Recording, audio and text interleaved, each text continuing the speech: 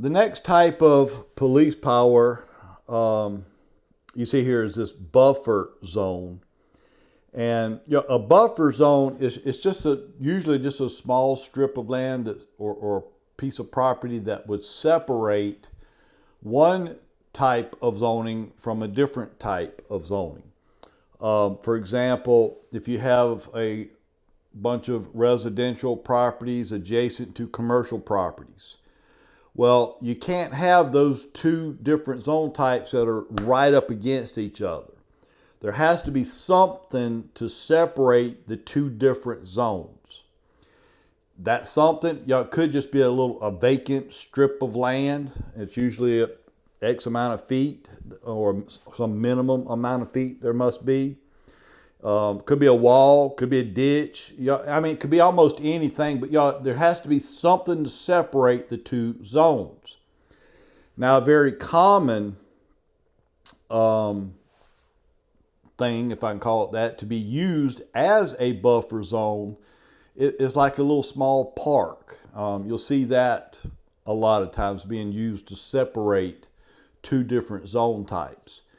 In fact, a question I've heard from students after taking the state exam, a question they got, something along the lines of, if you've got residential homes adjacent to commercial properties and right between the two is a small park, what might you refer to that park as being?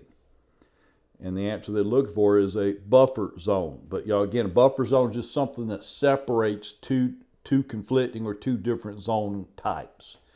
That's all they're talking about there. And then you see the next example of police power is something called building codes.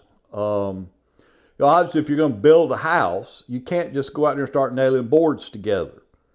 It has to be constructed according to code.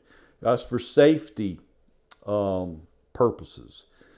You hate to build something and then it fall on top of you. That would suck for sure. But probably the biggest thing to get out of this section here, anytime you build or construct something, what does that require? What do you have to have before you can start building something? And hopefully you said a permit. You'd have to apply for a permit. And again, this is not a suggestion, this is the law. Before you start building anything or constructing anything, it requires a permit. Now, there are probably several reasons a permit's required, but one reason in particular is to make sure that whatever it is you build or construct is to code. It's built properly and it's built safely, the way it should be. Now, how does that, or what does that have to do with us as real estate agents? Well, here's what we need to understand.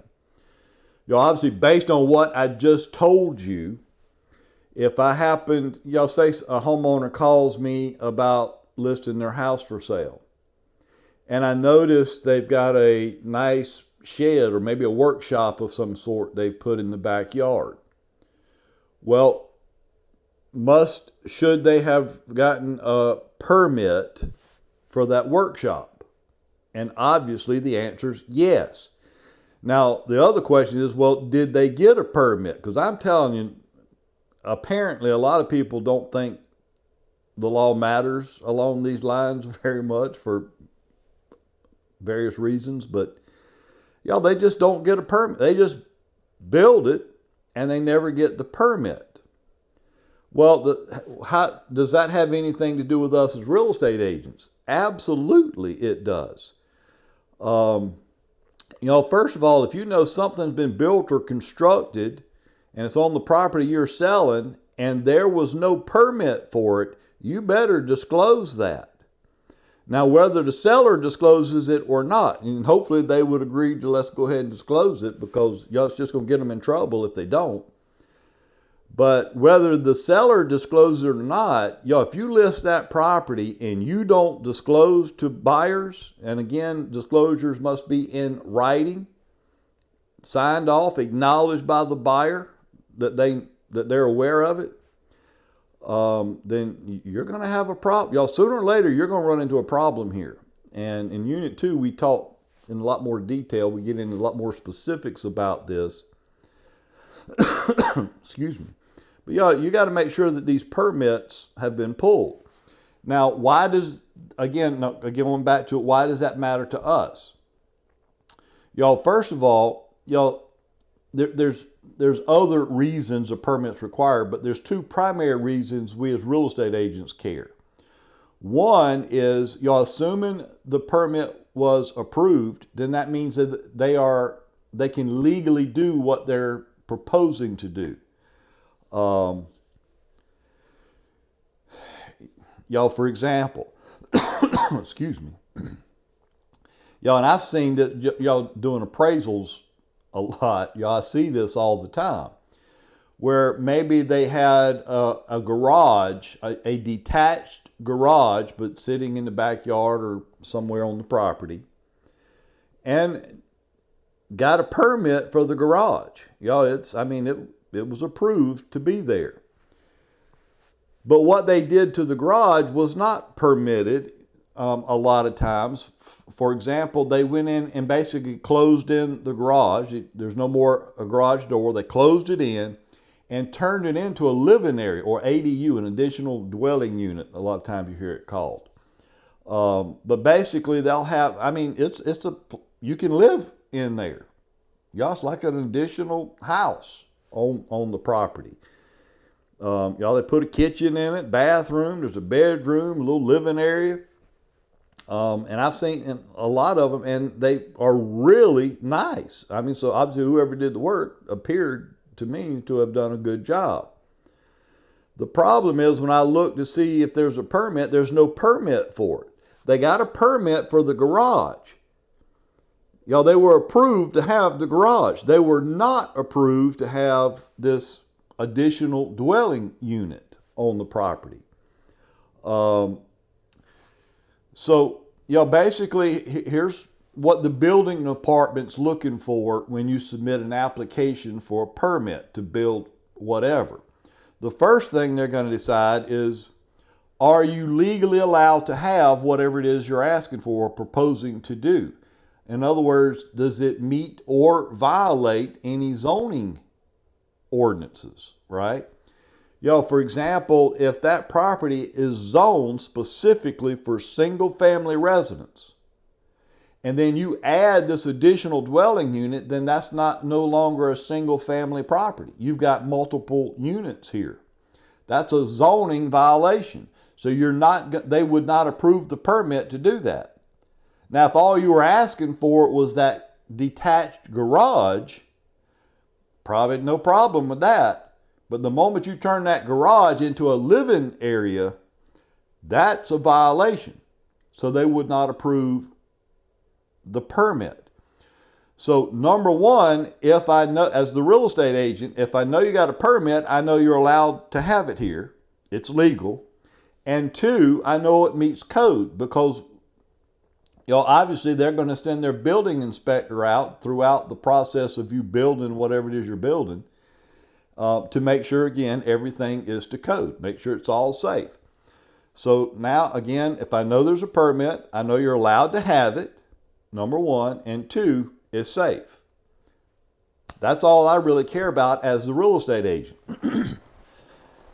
But property owner, if you never got a permit, then I don't know the answer to either one of those questions. I don't know if it's legally allowed to even be here, or if it's safe, built properly or whatever. I don't know. And that's why you would have to disclose this to potential buyers. And basically all you're saying is, hey, look, there is a shop or whatever it is back here, but it is not permitted. There was no permit for it. And then as long as it's disclosed to the buyer and they go ahead and buy the property, which seems like most usually will go ahead and buy it, assuming they like what's back there, then they assume any potential risk of having it there. Okay? But if they bought it and it was never disclosed to them, then it can come back on you as the agent because you never disclosed it. And you're required to disclose stuff like that. That's a material fact. And it has to be disclosed. Y'all, even inside the house, depending on, y'all, a lot of people remodel, update, redo their kitchen and whatever. Now, depending on the extent, y'all, if they're just painting and stuff like that, not a problem. But if they get in there and start doing some major renovations, and I will just tell you, typically, anything they do that affects any plumbing or any wiring, if you get into doing any kind of plumbing or wiring, I'm telling you, that's going to likely require a permit, even though you're just renovating the house you currently live in. So, there's just a lot of stuff that requires a permit that unfortunately a lot of people are not getting. It's always safer to be on the safe side. Just call the building department and ask them, hey, look, I'm planning on doing such and such, and does that require a permit? And if it does, then I suggest you get it. You need that. Okay.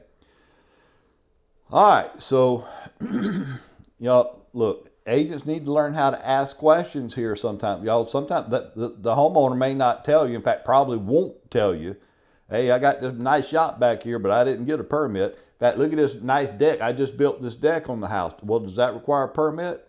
Most of the time. If they build a deck that's kind of like on the ground, that may not require a permit. Again, it depends on the size of the deck a lot of times. But if you're building it up off the ground, like most of them are, that's going to require a permit. And you can see they just built, maybe they tore down a deck that was rotten or whatever and put a new one in place. Well, that new deck requires a permit.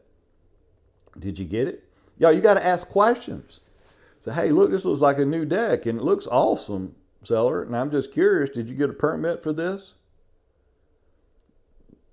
You better ask the question, because I'm telling you, this is not going to hold up in a courtroom if you say, but I didn't know. Okay, but the argument's going to be, but you should have known. Why didn't you ask? I'm just telling. So I don't want to get into all that right now, but just know you got an obligation to ask questions about this kind of stuff. Again, in Unit 2, we'll talk more about this for sure. All right, that's the building codes. Subdivision regulations, the HOA, that homeowners associations, always got these covenants and restrictions, and everybody hates the HOA and the covenants and restrictions. Well, you're looking, if you look at those two pictures there on the slide, on the left-hand side, you just kind of see what the neighborhood looks like when there's no covenants and restrictions. And then on the right, you see what it looks like when there are covenants and restrictions. Now, I know that a little bit extreme. I get it. But it just seems like most people do not like having an HOA. They don't want an HOA telling them what they can and can't do on their property. And I get it. But I'm just telling you that HOA, it's there to preserve property values for everybody. Because all it takes is one or two property owners in a neighborhood that can bring down the value of the entire neighborhood. Just be a junkyard. You ought to be looking like that picture there on your left before it's over with. But if we have covenants and restrictions and everybody has to maintain their property a certain way, that keeps the value up, okay? So look, I'm not trying to defend HOAs all that necessarily. I do think they're necessary. If you want to live in a neighborhood. Now look, if you don't want to have to deal with the covenants and restrictions, then don't live in a neighborhood. Get your piece of property out of town somewhere and do whatever you want to do. But you got to be respectful of other people and other people's rights, especially when they live right beside you. Okay? Again, if you don't like it, don't live there. Be my suggestion. The other thing I would say is if you've got a problem with the HOA or the people running the HOA, replace the people. Y'all, there's no question there are some people that get, I guess, what you might call power hungry.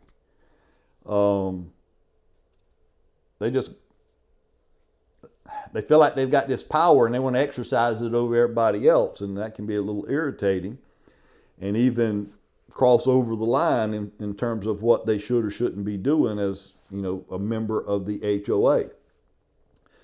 Well, who put them there? Homeowners.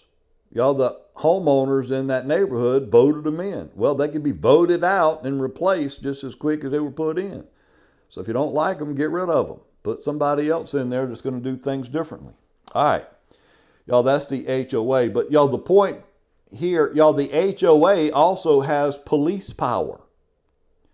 Y'all, they have the authority to do whatever is necessary to enforce the covenants and restrictions that have been voted on by the homeowners, okay? So when a majority of the homeowners vote that they want such and such done, then everybody has to fall in line and do it according to whatever the restrictions are. And if you don't do it, then can the HOA fine you? You bet they can. Y'all could, at the end of the day, if all else fails and you just refuse to comply, could they take the house from you, your home? And I will tell you, they can. Y'all, again, that's what the police power is there for. Y'all, again, they have the right to take any means necessary to enforce, in this case, the covenants and restrictions for that neighborhood. So if it boils down to it and all that, the only thing they got left is to take the house, then that's what they'll do. All right. Health and sanitation laws, another example of police power. Wouldn't you like to think when you go to a restaurant and have dinner or lunch or whatever, that the person that's handling and preparing your food washed their hands when they came out of the restroom? It'd be nice to think that, wouldn't it? Now, whether they're doing it or not, who knows? But y'all, they got to keep things sanitary, healthy. Environmental protection laws. Now, boy, this is a biggie nowadays for sure. Y'all, apparently you don't want to mess with the environment. Y'all, this is one of these areas here that will get you in a lot of trouble if it's been determined that you have harmed the environment in some way. I think you'd get a longer jail sentence for doing something to the environment than you would if you murdered somebody. I mean, that's how fanatical the environmental stuff is nowadays, apparently. And look, and we need to protect our environment. There's no question. But the main thing I want you to understand or know about this environmental deal is what we call this environmental impact report. And y'all, again, in a nutshell, what they're really dealing with here, y'all, let's say I'm looking to build or develop some property or whatever, and obviously it's going to require me to cut down all the trees, bring a bulldozer here, moving dirt and moving stuff all over the place. Y'all, but before you can do stuff like that, you will have to have this environmental impact study done. Y'all, you just get in there and start bulldozing and moving dirt and tearing down trees and stuff, I'm telling you, they're going to get you. And it's going to be very expensive too. So before you're allowed to do this kind of stuff, we got to have this impact study done, which basically is to do what it sounds like. By you doing what you're proposing to do, how will that impact the environment? Will that have a negative impact on the environment? And if it is, chances are you're not going to be approved to do what you're hoping to do. But you better have this report. You're going to need that environmental impact report showing that what you're doing or what you're proposing to do will not have a negative impact on the environment and that you've been approved to move forward. Otherwise, this can be a very costly, very expensive mistake if you just go in there and they decide that you've had a negative impact on the environment. Excuse me. All right. So now, excuse me, y'all got a tickle. Sorry about that. Y'all, we've up to this point, we've talked about several different examples of police power, okay? And all the examples we've talked about up to this point are considered public controls. Public controls meaning things that the government put in place. These are controls the government decided we got to comply with. Right now, there's two types of police power dealing with private controls. Y'all, private controls meaning the government did not put these conditions in place. These are things we did to ourselves. Government had nothing to do with this, not with these two. So there's two types of private controls that we're getting ready to go over. Everything up to this point are considered public controls. Y'all, they will almost guaranteedly ask you a question based saying which of the following forms of police power would be considered a public control, or maybe which one would be a private control, or something like that. So you have to be able to, you got to know which are public, which is private. Again, public controls are things the government put in place. Private controls are things we put in place, we put on ourselves, not by the government. And again, there's only two private controls. The first would be the deed restrictions. Talked about deed restrictions in the previous chapter. Remember, if there are restrictions in the deed or conditions in the deed, that's what we call a defeasible fee estate. Defeasible meaning there are restrictions. Well, again, y'all, who put the restriction in the deed? Whoever owned the property. So the government didn't do it. Y'all, again, so that's considered a private control, deed restrictions. And then the other one is the covenants and restrictions. Y'all, these CC and R's, you hear them talking, y'all, the covenant conditions and restrictions, what it stands for. But y'all, does the government decide what the covenants and restrictions will be in your neighborhood? No. Y'all, who decides that? The homeowners that live in that neighborhood decide what the covenants and restrictions will be. And can the homeowners change any of those? Yes, they can. So the covenants and restrictions are private. Deed restrictions are private. Now, a question I do get a lot, Frankie, you said you had the HOA listed under public controls, and here you're saying it's under private controls. And there is a thin line here, okay?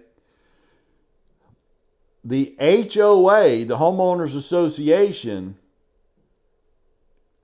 is considered a public control because, where does the HOA get its power or authority from? From the state. So that's what makes that the HOA is a public control. But the covenants and restrictions adopted by the HOA is a private control because that's decided by the homeowners. The state doesn't decide what those conditions will be or what the restrictions will be. But the state does give the HOA the authority to enforce whatever those restrictions would be. So hopefully that wasn't too complicated. All right, so that was some good stuff. Now we're going to get into some really fun stuff. Several examples coming up of environmental hazards. Now, obviously, if any of these that we're getting ready to go over, if you're not familiar with them, then obviously make sure you are, because you need to know what they are. But the other thing that you need to understand and why we're going over these is because, obviously, if you gain knowledge or have knowledge that any of these hazards that we're going over exist with a property you're selling or buying or whatever, obviously it has to be disclosed.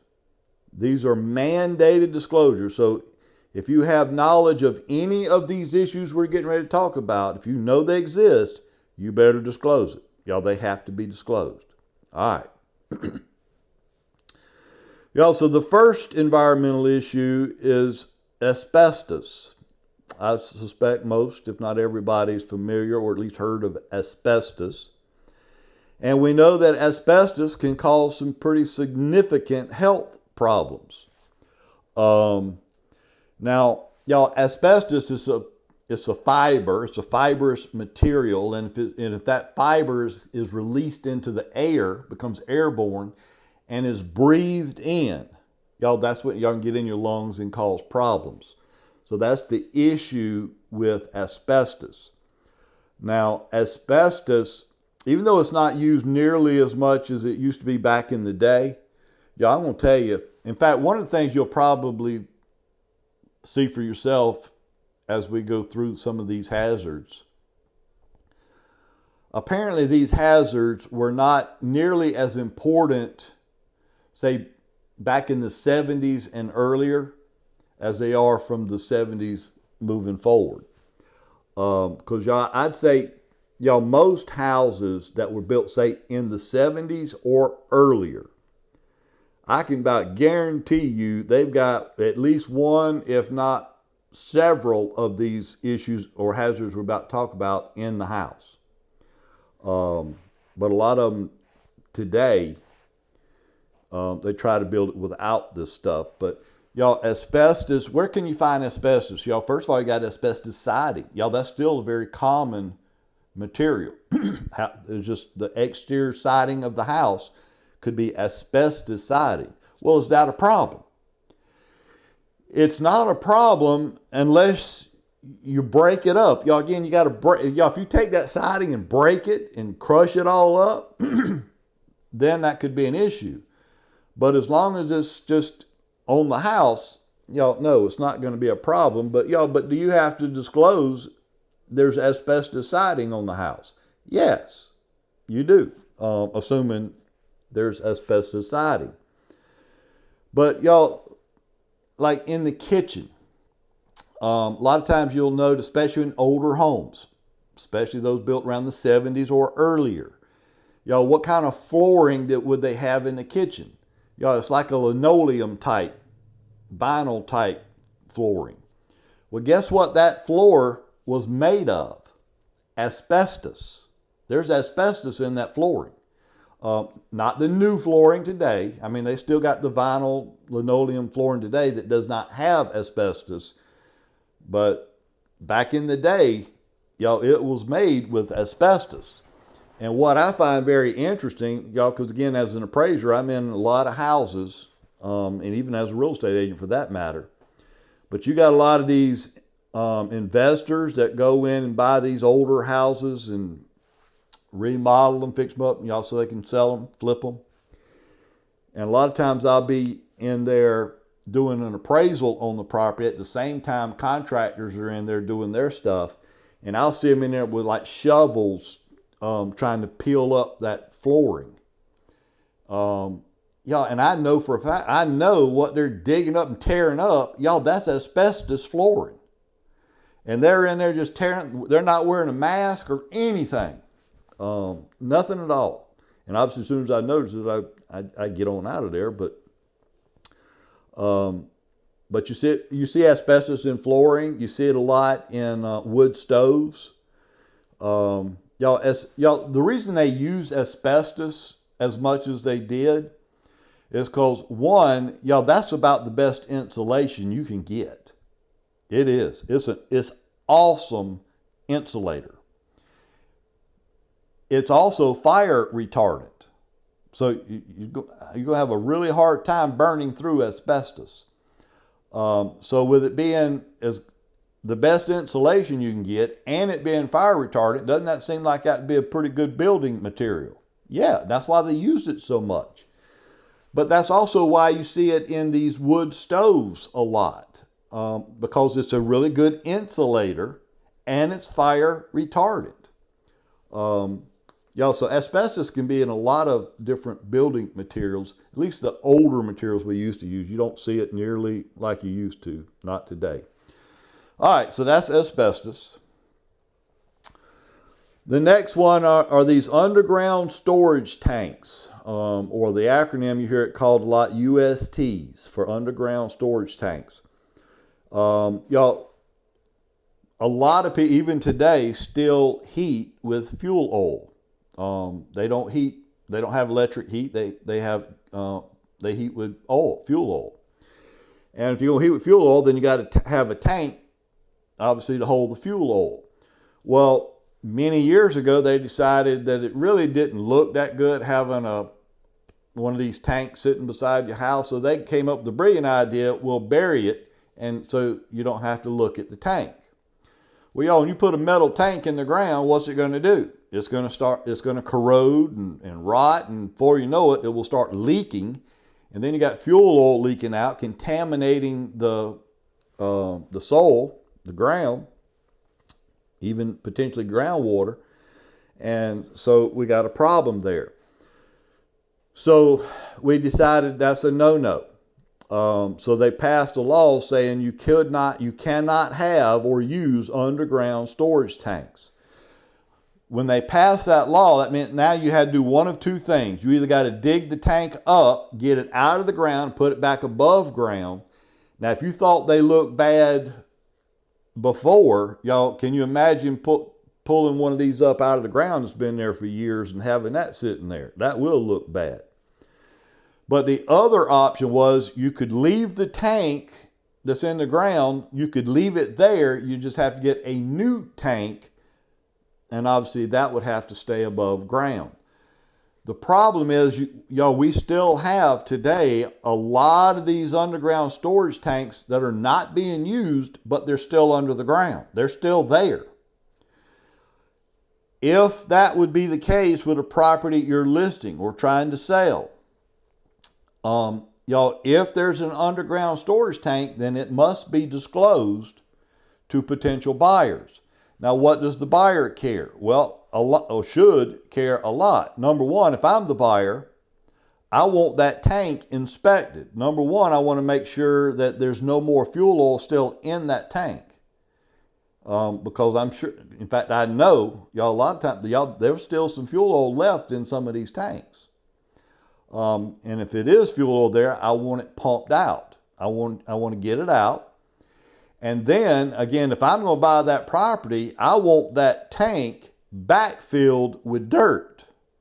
Because sooner or later, it's going to get so rusted and corroded that if somebody with a car or something heavy drives over the top of it, it's going to collapse. And that could be a huge safety issue there for me. If underground storage tanks are on that property, they better be disclosed. All right. Radon. Radon is a gas that comes up out of the ground. Now, obviously, this gas can cause very serious health problems if it's breathed in. Now, the problem with radon, and I will tell you, radon, I can about guarantee you they'll ask you about that. For whatever reason, they like to ask questions about radon. But you'll notice it says radon, it's a gas, but it's colorless, it's odorless, and it's tasteless. So you're not going to be able to see it, you cannot smell it, and you cannot taste it. So how would you even know if you have radon gas in your house? The only way you would know would be to test for it. And they make radon detectors. You can buy at Home Depot, Lowe's, or whatever, and you can just put them in your house, and it'll, if radon's over there, it'll tell you. But obviously this could be a problem. Now, is radon a problem, a big problem in South Carolina? Well, I guess it depends on who you ask, but I don't think so. I don't think it's a big problem. Now, in the northern part of South Carolina, where the mountains are, it's a lot more likely there than it would be, say, from the Midlands south. And here's why. Where does radon come from? Radon comes from, again, when the rocks, stones and stuff below the surface of the ground, y'all, as the earth is rotating, y'all, it causes rocks and stuff to kind of shift and rub up against each other. That's what generates the gas, and that gas will seep up out of the ground and into the air. Now, when that gas hits the air, what's going to happen? It'll just dissipate. And once it dissipates, it's not a problem. But where it becomes a problem is if it comes out of the ground right underneath your house. And then it's able to actually penetrate and get into your house before it dissipates. That's where we see problems with radon. So some things you need to understand for test purposes here. Y'all, first of all, what type house might be most susceptible to radon? Well, obviously, we know the gas comes out of the ground. So any house that is closest to the ground, or maybe even have living area below the surface of the ground, that's obviously the most susceptible to radon. Y'all, for example, if you've got a basement, y'all, that's below the surface of the ground. Well, if that gas comes up underneath your basement, y'all, there's nowhere else for it to go except for into the basement, okay? But if you got a house with crawl space, and assuming it's vented and there's air underneath in the crawl space, y'all, chances are, if you got a crawl space, that the gas again will dissipate before it actually gets into the house, okay? But if it's real low and you got very little crawl space, again, that increases the likelihood that it can actually get into the house before it dissipates. So if they're asking you a question, which of the following types of homes would be most susceptible, y'all be looking for a house that maybe has a basement, which would probably be the answer they're looking for. But if it's not a house, if that's a basement's not an option, then you're looking for the house that's sitting closest to the ground. If there's no living area below it, then the closest to the ground. For example, maybe a house built on a slab. There's no crawl space. It's just built on a slab. Well, first of all, you got that concrete slab there, but y'all, can that gas go through that concrete slab? Absolutely. Won't even slow it down. Y'all, water can penetrate concrete because concrete's a very coarse material, and water can go through concrete. Well, if water can go through it, a gas will have no problems going through it. So again, houses closest to the ground or living area below the surface of the ground, y'all, those are the ones that are most susceptible to radon. The other question I know they like to ask about radon: do newer homes, y'all, because of the way they're built or constructed today, offer any more protection from radon than an older home? No.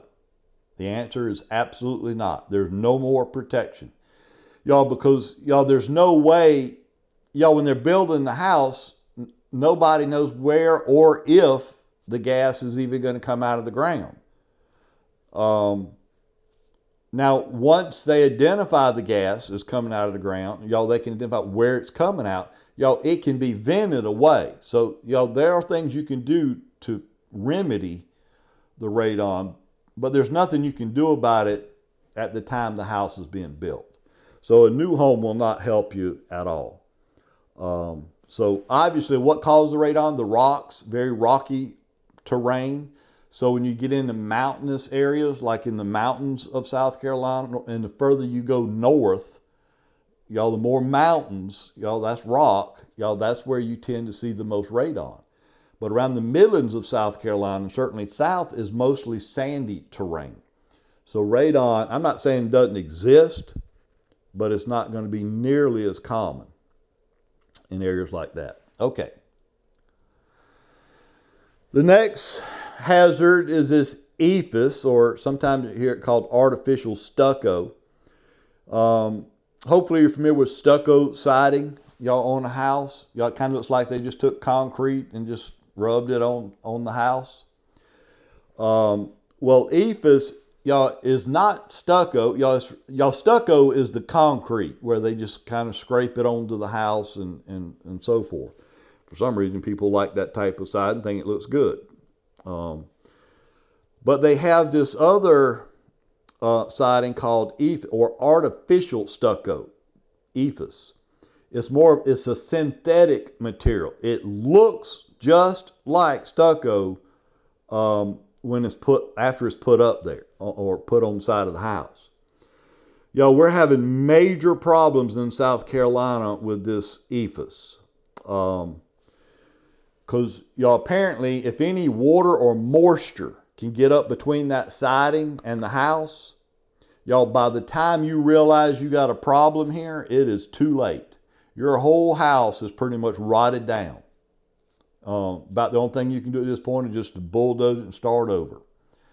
Some other states, even states with high humidity, like South Carolina, they're not having the problems with this, and I can only assume it's got a lot to do with the contractors and how it is, how you put that siding on the house.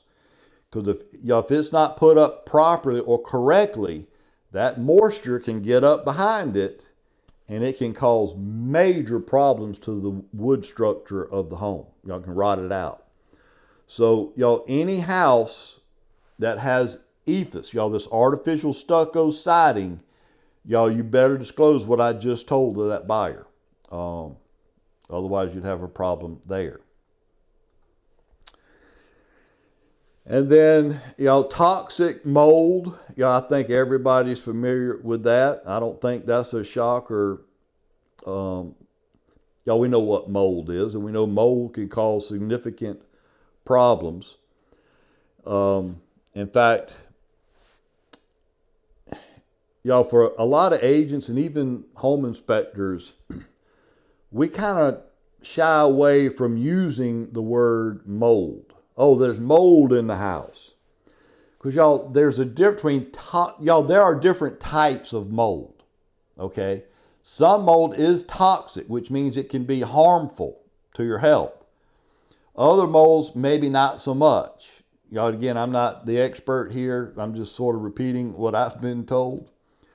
So for liability purposes, we try to shy away from using the word mold until we know is it toxic or not. Okay. I don't think any mold is good for you.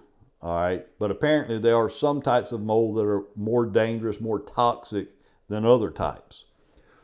But what you might hear a home inspector, for example, is, if they see mold, a lot of times you'll notice they won't put that in their report. What they'll put is there seems to be a fungus of some sort growing underneath or in the crawl space or wherever it is they saw it. And they'll take a picture of it, and you look at it and say, well, what do you mean a fungus? That's mold.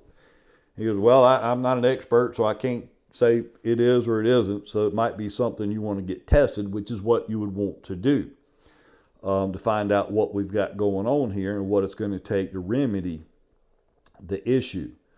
But obviously, anywhere there's moisture, areas of the house that could be wet, like bathrooms, under kitchen sinks, even in laundry rooms, because when that dryer is drying these wet clothes, it creates a lot of moisture, could get on the walls and stuff.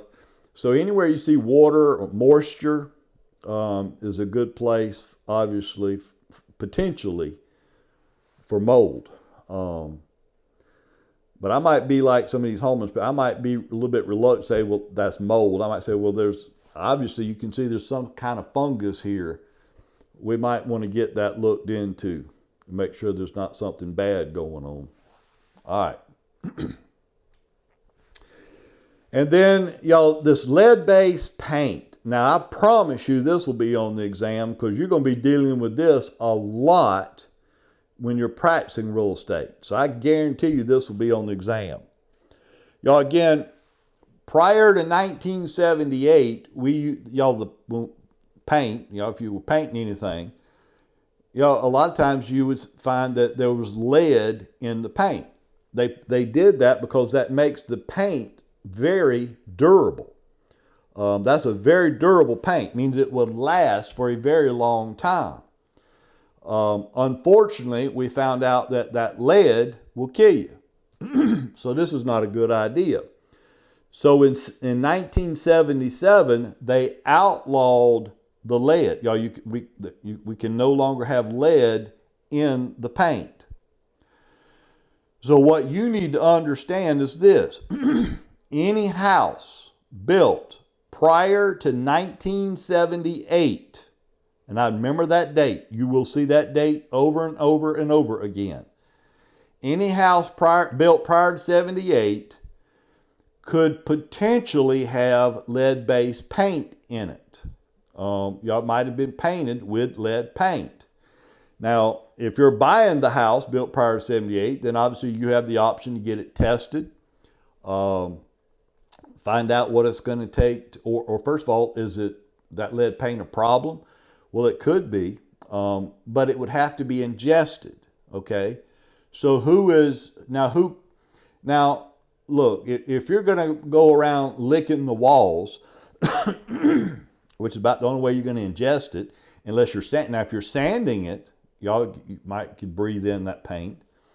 But otherwise, it's got to be ingested. You got to go lick the wall. Now, if you're going to be licking the walls, you kind of deserve what you get, the way I see it.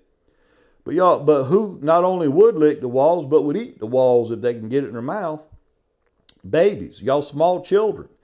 So that's where I would have the most concern if I'm looking at buying a house built prior to 78, if I have small children. Now, more than likely, that lead paint has been painted over since 78 with some other type of paint that does not have lead paint. And you probably got multiple layers of paint on top of it, quite frankly, which really means that lead paint has been encapsulated. So even if you lick the wall, chances are you're not going to get the lead, obviously depending on how many layers of paint's there. But again, if you start sanding it, you're going to get down to that lead paint layer, and that could be breathed in and could cause a problem. But look, here, two things you better remember for test purposes and real world purposes.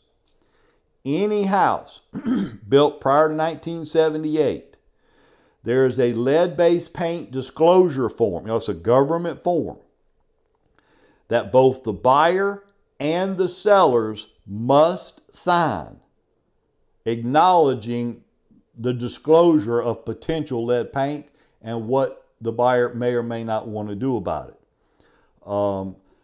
You get caught selling either or working with the buyer or the seller, and that document, that form did not get signed, and you don't have a copy of it in your file, I'm telling you that, if I'm not mistaken, unless they've changed it, that's like a $10,000 fine. Okay? So be careful with that. So you got to have that lead-based paint disclosure form signed. Excuse me. And secondly, you have to provide them with a copy of this, what they call an EPA pamphlet called Protect Your Family from Lead in Your Home. And you see what the cover of it looks like there on the slide. But it's just information to the buyer about the potential of lead-based paint and how to protect yourself from it. So those two things have to happen. You got to give them a pamphlet, and they must acknowledge that you gave them a copy of that pamphlet, and they must sign that lead-based disclosure form. That's for the buyer and the seller. And if any agents are involved, the agents have to sign that disclosure as well. I will also tell you, if you are renting a property, home, park, whatever, built prior to 78, then the landlord and tenant is required by law to sign that lead-based paint disclosure form and receive a copy of this EPA pamphlet. Okay? So whether you're buying or renting, this applies. But you better remember the date, 1978. Anything built prior to 78 better have this disclosure here. And then the last of these environmental hazards are the wetlands. Y'all, wetlands obviously are protected areas. Y'all, for a lot of different reasons. Animals live in there. We got to protect their environment and so forth. But y'all, look, these are protected areas. Could you actually own property that extends into a wetlands? So could you actually own portion of a wetlands? Yes, you can. What can you do with it? Nothing. Y'all, you go in there and start trying to clean it up or get dump trucks to come in here and back trying to build it up some, y'all, you're going straight to jail. Y'all, don't mess with the environment. That's a no-no. And if it's been determined to be a protected area, y'all, and there's a FEMA website. I'm not going to get into all that right now, but y'all, there's a FEMA website where you can just type, if you're looking at buying a property and it looks like it's kind of a swampy area potential, or part of it is, you better make sure it's not a protected area before you make any plans for it. You can go on the FEMA website, type in the address, and it will tell you, are there any protected areas on that property, or maybe bordering that property or whatever. So just, y'all, be careful with that. And that's all your environmental hazards.